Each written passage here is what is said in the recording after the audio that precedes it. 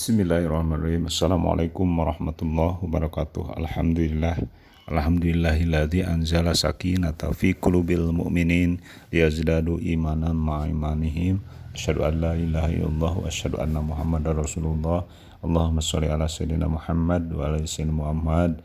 Marilah kita perdengarkan, marilah kita simak uraian-uraian dari Al-Ustadz dan Al-Habib. Dahsyatnya amalan subuh. Subuh itu bukan cuma sholatnya yang penting, tapi semua bacaan kita akan langsung dipersaksikan oleh Allah dan seluruh malaikat-malaikatnya. Perhatikan hadis Nabi berikut ini. Kata Nabi, tajtami'u malaikatul laili wa malaikatul nahari fi waqtil fajri. Semua malaikat siang dan malam akan berkumpul di waktu fajar menyertai orang-orang berzikir kepada Allah Subhanahu wa taala. Karena itu kalimat Qur'annya, inna Qur'anal fajri kana masyhuda. Sungguh semua bacaan yang disampaikan di waktu subuh itu semuanya didengar langsung, disaksikan oleh Allah dan semua malaikatnya.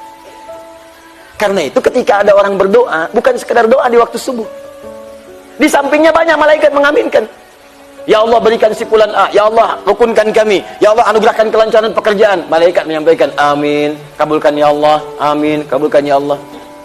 Cuma memang sifat malaikat itu gaib, tak tampak. Sebab kalau ditampakkan tak jadilah Tuhan berdoa. Tak jadi ibu berdoa. Ya Allah, mohon lancarkan urusan hamba. Amin. Samping. Siapa? Malaikat maut. Tapi tenang saja, bukan ke kamu kok. Saya mau datang pada si fulan dulu. Tak jadi kita berdoa. Jadi kita mohonkan amin, amin, amin, amin. Doa. Istighfar. Astagfirullah, astagfirullah, astagfirullah. Malaikat mengatakan, ya Allah ampuni dia, ampuni dia, ampuni dia. Karena itu saking pentingnya waktu ini, bahkan ada orang disebutkan dalam Al-Quran, sebelum subuh dia sudah memburu waktu ini. Istighfar menjelang subuh. Waktu menjelang subuh disebut dengan sahar namanya. Sahar, sahar, sahar. Ada orang ahli istighfar sebelum subuh. Dan disebut oleh Allah langsung dalam Al-Quran, ini calon penghuni surga. Ada calon penghuni surga yang sedang beraktivitas di bumi. Apa diantaranya? Wabil asharihum yastaghfirun. Di waktu sahar menjelang fajar, dia berburu istighfar taubat di hadapan Allah Subhanahu wa taala. Ya Allah ampuni saya. Ya Allah ampuni saya. Ya Allah ampuni keluarga saya. Ya Allah ampuni masyarakat saya. Ya Allah ampuni tetangga saya. Ya Allah ampuni kawan saya. Minta. Itu ahli surga, ahli taman surga, orang takwa yang sedang beraktivitas di bumi. Itu dalilnya ada di Quran surah ke-51 ayat 15 sampai dengan ayat 23. Di ayat 18-nya wabil asharihum yastaghfirun. Kalau kualitas subuh ini kita maksimalkan seperti ini, sebelum subuh datang istighfar, astagfirullah, astagfirullah, astagfirullah. Koreksi diri, ya Allah saya banyak maksiat ya Allah. Bagaimana kalau saya wafat sekarang ya Allah? Antum tuh wafat loh. Kita itu akan meninggal. Kita akan wafat. Kita akan pulang. Kita akan mudik kembali kepada Allah. Apa tidak malu kalau pulang membawa banyak dosa? Siapa orang yang menjaga 4 waktu ini, maka akan menutupi kekurangan waktu kita ini yang dulu masa muda nakal. Sampean masa mudanya sering lupa, masa mudanya ibadahnya kurang, jarang duduk dengan orang baik, jarang duduk di pengajian. Ada 4 waktu, kalau sampean menjaga 4 waktu ini, sampean akan bisa menembel waktu masa muda yang sering digunakan untuk lupa kepada Allah. 4 waktu. 4 waktu cuman. Apa yang pertama?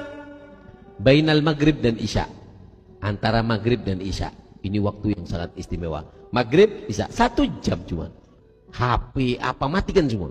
Duduk kita mengingat sama Allah. Ayo kita isi keharmonisan rumah tangga. Berzikir. Kita berzikir mulai maghrib sampai isya. Ini waktu yang mapan. Yang pertama. Yang kedua. Apa yang kedua? Sebelum subuh walaupun setengah jam. Sebelum subuh. Makilah setengah jam.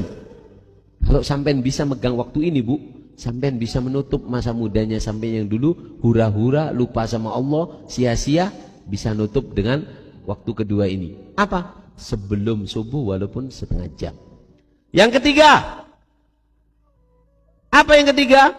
Yaitu adalah setelah subuh sampai isyraq. Jadi habis sholat subuh jangan kemana-mana.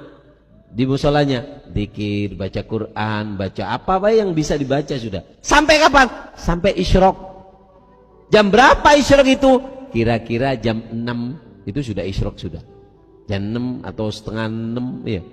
Setengah 6 itu sudah awal isyraq sudah. setengah 6. Apalagi kalau sampai tambahi dengan sholat 2 rakaat. Duduk dari subuh, ini jaminan dari Nabi.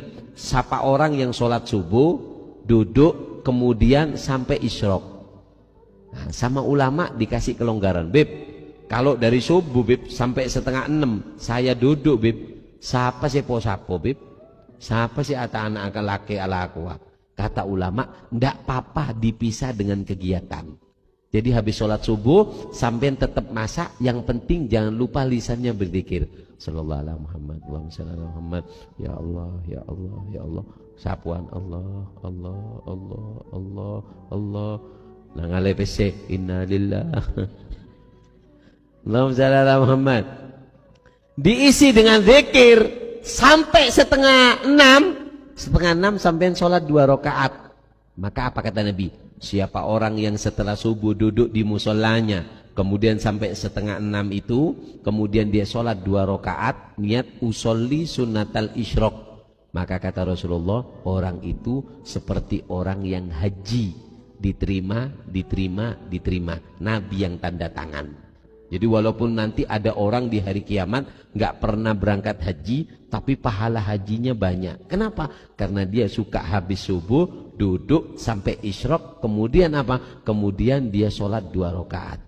Maka Nabi sendiri yang tanda tangan hajinya diterima, diterima, dan diterima.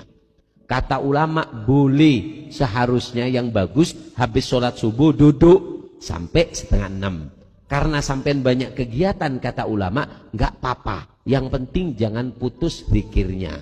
Jangan putus zikirnya. Habis sholat subuh, duduk sebentar, waktunya masak, sudah waktunya tetap nyuci beras apa, tapi lisan selalu berzikir. Sampai setengah 6, sholat 2 rakaat, habis itu sampai dihitung oleh Allah sebagai haji yang diterima, diterima, dan diterima oleh Allah. Allahumma shalli ala Muhammad. Waktu yang keempat. Kapan? Yaitu adalah sebelum maghrib, walaupun seperempat, 15 menit sebelum maghrib. Sebelum maghrib Bu, 15 menit, ini waktu yang sangat istimewa. Dikatakan waktu sebelum maghrib, setelah asar sampai sebelum maghrib, itu waktu di mana Allah membagikan rezeki batin. Hati yang mati, hati si pengko, aneka montoju Bu, atikir sebelum maghrib, walaupun 15 menit sebelum maghrib, itu makanan batin kita akan dipermudah oleh Allah Subhanahu wa Ta'ala dengan gampang masuk ke hati. Jadi 4 waktu antara maghrib wal isya, setengah jam sebelum subuh, dari subuh sampai waktu isyrok, perkiraan waktunya dari subuh sampai setengah 6. Kemudian yang keempat adalah sebelum maghrib walaupun 15